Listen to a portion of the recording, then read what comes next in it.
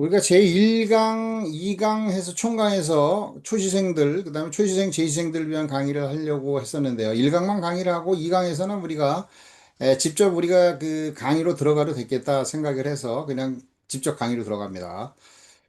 강의는 이제 우리가 그 적중 강의 뭐 한 뭐 백선 뭐 이런 식의 어떤 내용들인 거죠. 그 중에서 이제 우리가 선택을 하면서 좀 더 충분히 공부를 하는 걸로 우리가 얘기를 했죠. 그래서 이제 제일 먼저 이제 상법의 개념과 적용 문제를 설명해 보면서 우리가 처음 초시생도 있고 재시생도 있지만 상법에 대한 어떤 설명을 조금 해보고 그다음에 이제 우리가 그다음에 이제 상업 사용인 뭐 이런 식으로 순서를 나가겠습니다. 제1강을 이제 그러면 적중상법 강의 제1강을 이제 한번 해보겠습니다. 자, 이래서 처음에 공인회계사 시험 출제 범위 이 부분은 뭐 우리가 앞서도 설명한 어떤 가장 기초적인 어떤 부분이죠. 그래서 공인회계사 시험에서는 상법 총칙 상행이 8문제가 나오고 해석법이 24문제, 32문제가 출제될 것으로 이제 예상했죠. 근데 25년도에는 두 문제가 더 출제됐습니다. 그래서 34문제가 출제되었고요. 그다음에 공인회계사법과 외부감사법이 6문제가 출제되었죠. 우리가 예상한 대로 공인회계사법하고 외부감사법은 앞서 앞부분에 어떤 그 기초적인 어떤 주문 몇 개 하고 그냥 간략한 문제가 출제됐기 때문에 거의 맞는 문제죠. 제가 처음에 우리가 뭐 상법과 연결되는 건 아니지만 그 공인회계사법하고 외부감사법은 처음에 출제되기 때문에 아주 그 일천한 문제들이 나올 것이고 쉬운 문제가 나올 거다. 그래서 엄수표법은 버리는 문제지만 이건 주는 문제다. 그래서 6문제가 나오든 8문제가 나오든 우리가 틀리면 안 되는 영역이 이제 공인회계소법하고 외부감사법에 관한 문제고 나머지 이제 상법에 관한 문제는 조금 까다롭지만 과거에 공부하는 상법 이론을 막 충실하게 막 4개월, 5개월 공부하는 게 아니고 그건 다 버리고요. 상법전을 중심으로 해서 이 상법전이 이제 상법 이론이라고 보면 되는 거예요. 거의 상법전에서 나오고 있으니까. 자, 그런 어떤 것을 의미를 우리가 파악해 두면서 한번 보겠습니다. 상법 총칙 상행위가 8문제가 이렇게 출제가 되고 해석법이 24문제가 출제가 돼서 32문제죠. 그 다음에 이제 우리가 아까 얘기했듯이 외부감사법 해서 공인회계소법에서 이제 40문제가 출제가 돼 있는데 그 중에서 이제 두세 문제 정도 과거에는 네 문제까지 나왔는데 지금도 네 문제 영역으로 봐야 되지만 네 문제가 안 나오고 두세 문제 나오는 게 상법 총칙이죠. 그럼 상법 총칙에서는 이론적인 부분이 조금 나옵니다.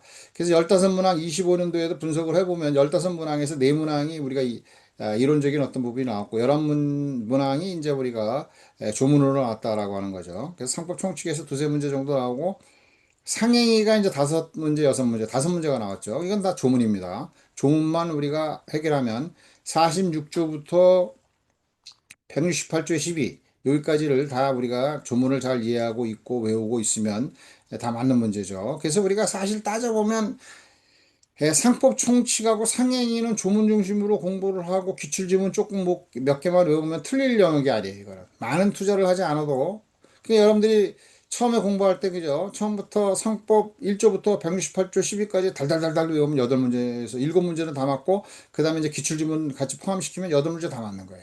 틀릴 일이 없는 영역이 바로 이 부분이다라고 하는 것이고요.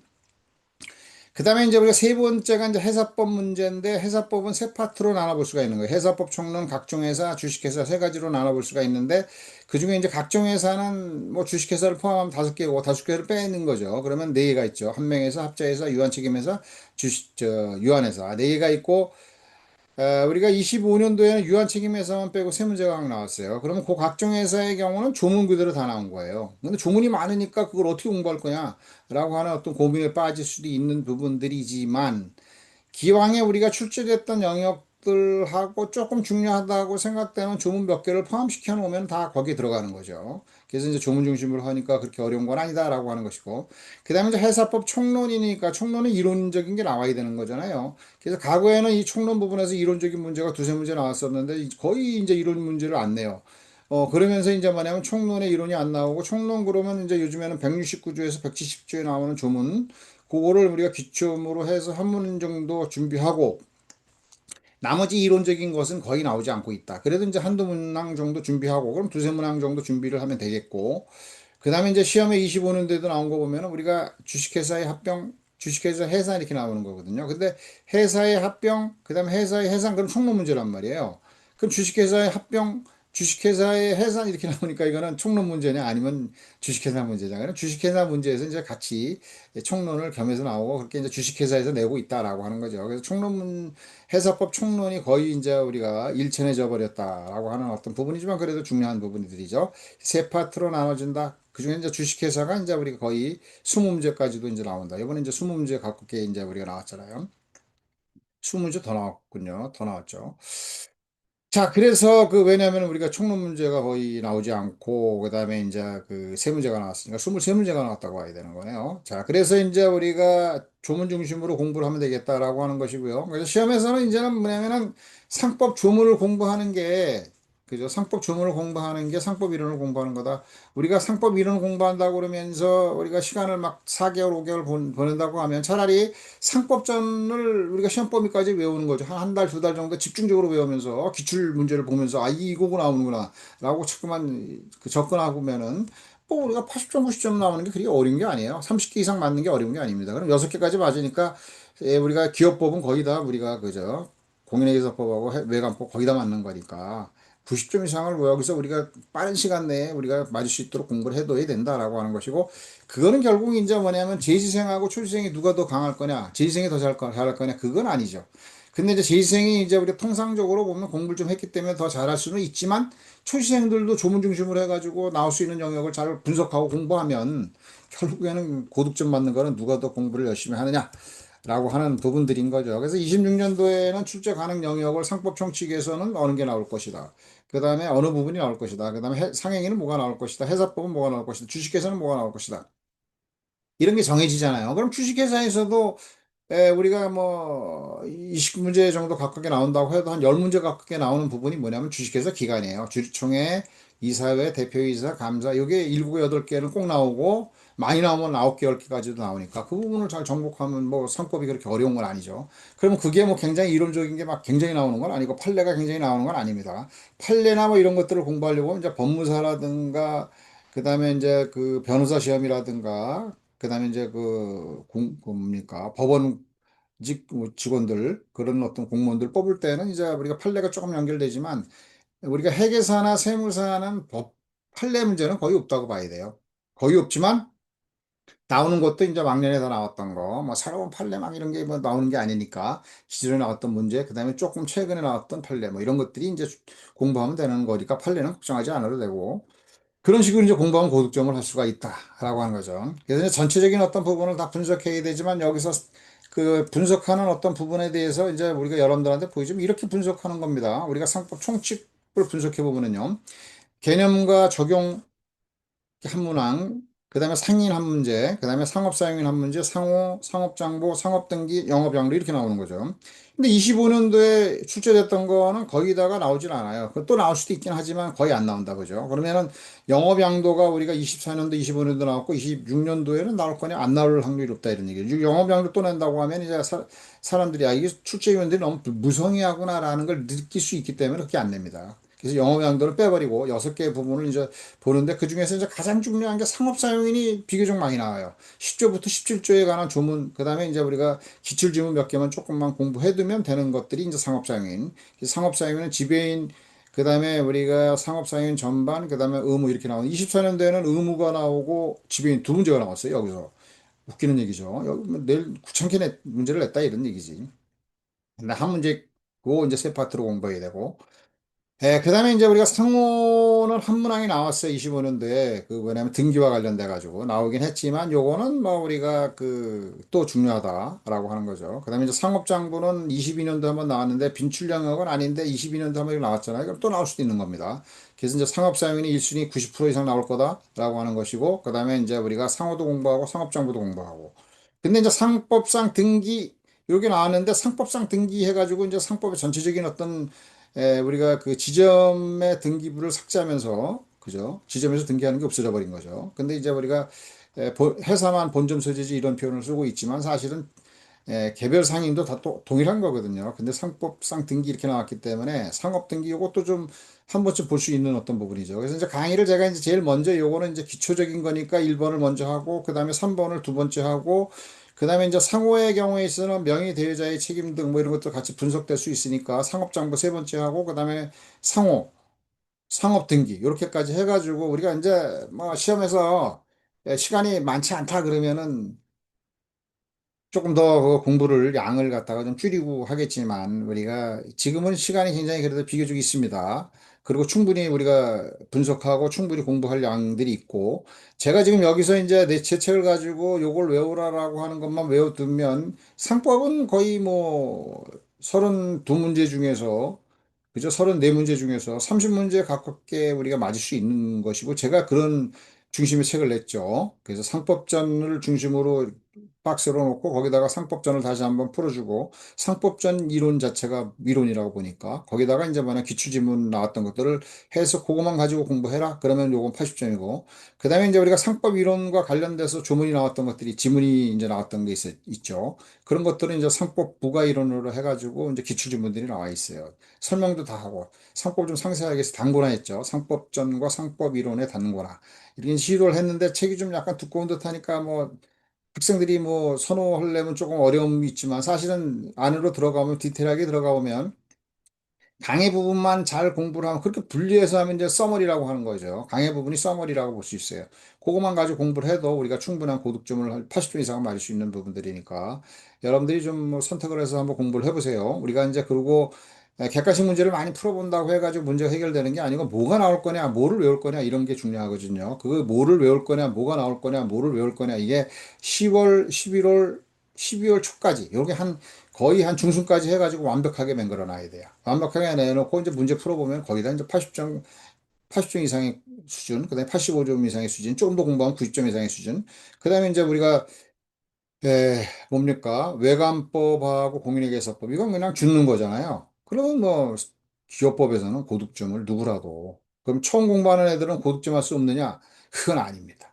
아닌 게 뭐냐면 조문만 잘 공부하면 되니까. 자, 이렇게 7개 영역을 이제 공부를 하는 건데, 이게 그러면 우리가 뭐 이런 것들이 그냥 조문 그냥 대충 얘기하는 게 아닙니다. 제가 이제 보면은 뭐 82년도부터 우리가 기출지문이 이제 이렇게 공개가 됐던 어떤 부분이기 때문에 82년도 문제부터 다 갖고 있어요. 근데 이제 우리가 뭐 80년, 2년도까지 나오지는 않잖아요. 그럼 우리가 00년도부터 쭉 보면 한 25년도, 5개년 정도의 문제를 이렇게 쭉 보면 이렇게 나오고 있다라고 하는 어떤 부분들이고, 이제 앞부분에서는 네 문제까지도 나오고, 이론적인 어떤 부분이 많이 나오는 어떤 부분들인데, 대체적으로 우리가 이제 분석을 해보면은요, 25년도, 25년도의 문제가 이제 좀 더 많이 나오고, 그죠?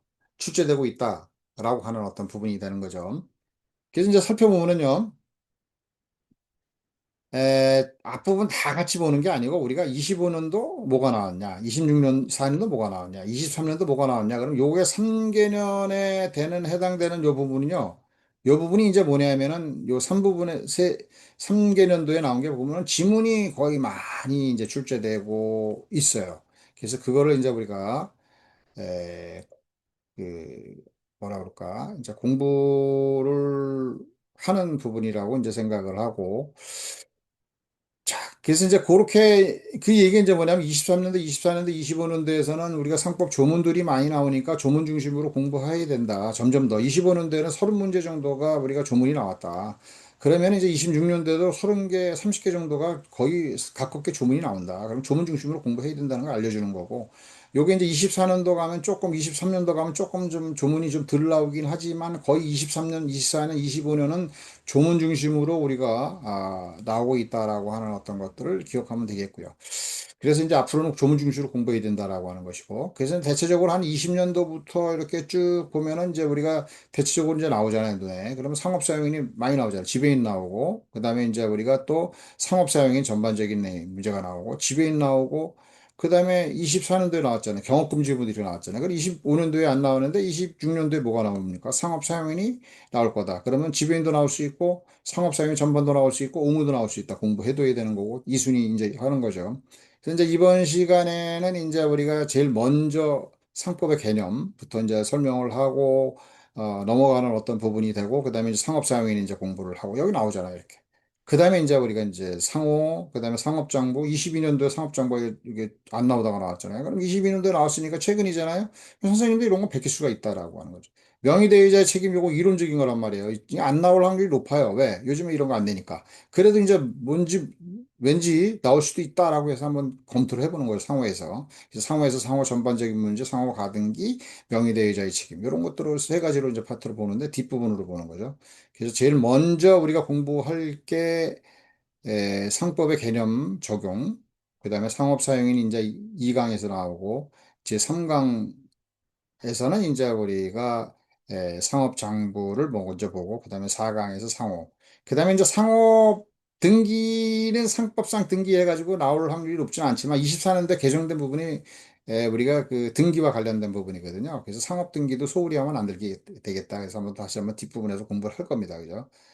상업 등기까지. 그래서 6파트 하고 영업양도는 우리가 빼고 영업양도는 거기 나올 게 없는 그러면 다 공부를 해야 되는 거니까 상당히 길어지니까 빼고 그다음에 이제 하나 좀 더 보면 이제 우리가 기출문제 25년도 기출지문을 보면 한두 개만 이제 보여주는 거예요. 상법상 상인 또는 상행위에 관한 설명으로 옳은 것은 이렇게 돼 있는데 요게 이제 보면 1번 문항에서 상인이 영업을 위해서 하는 행위는 상행위로 추정한다. 그리고 이제 우리가 보조적 상행이 46조 보면 기본적 상행이라고 이렇게 나와요. 상법은 뭐냐면 개념법학이기 때문에 가로 표제에 제목이 나와요. 그러면 46조는 기본적 상행이다. 46조는 무조건 다 외워야죠. 빈출 영역은 아니지만 뭐가 하나씩 튀어나올 수도 있으니까 46조 22가지의 내용들은 다 기억해둬야 된다라고 암기해야 되는 겁니다. 그다음에 이제 47조도 이제 보조적 상행에서 독자적인 문제로 나왔는데 지금은 안 나오죠. 조문으로 나오는 거야, 이렇게. 그럼 이제 한문만항이 조문항이 25년도에 조문이 나왔기 때문에 26년도에 나오긴 어렵죠. 47조 1항에 보면요. 상인이 영업을 위해서 하는 행위는 상행위로 본다. 이렇게 나옵니다. 본다. 그 다음에 상인의 행위는 영업을 위해서 하는 것으로 추정한다. 본다, 추정한다. 이런 것들이 이제 하나의 어떤 그 법률 해석이죠.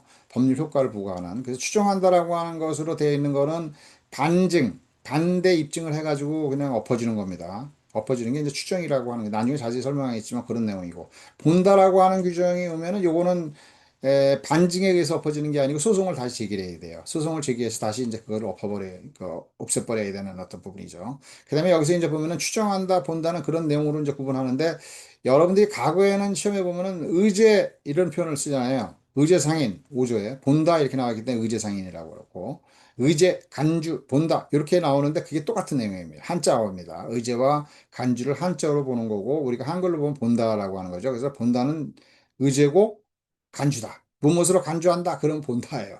그걸 뭐 틀린 거라 보면 안 되는 거죠. 우리 해석상 간주나 의제나 본다는 똑같은 내용이다. 이렇게 하고 나중에 한번 좀 더 이제 자세히 여기서 안 나오는 내용 간단히 설명해 보고 넘어가는 건데 좀 더 이제 한번 또 다시 한번 설명해 보고요.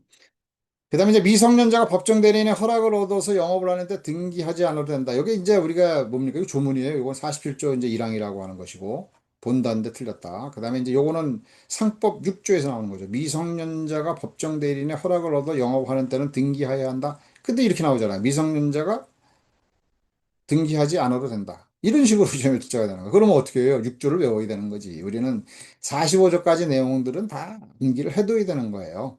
그죠? 그래야 이제 세 문제를 맞고, 그 다음에 이제 기출지문 좀 풀면은 상법 총칙은 뭐 완전히 뭐 틀릴 일이 없는 거죠. 그래서 요거는 6조다.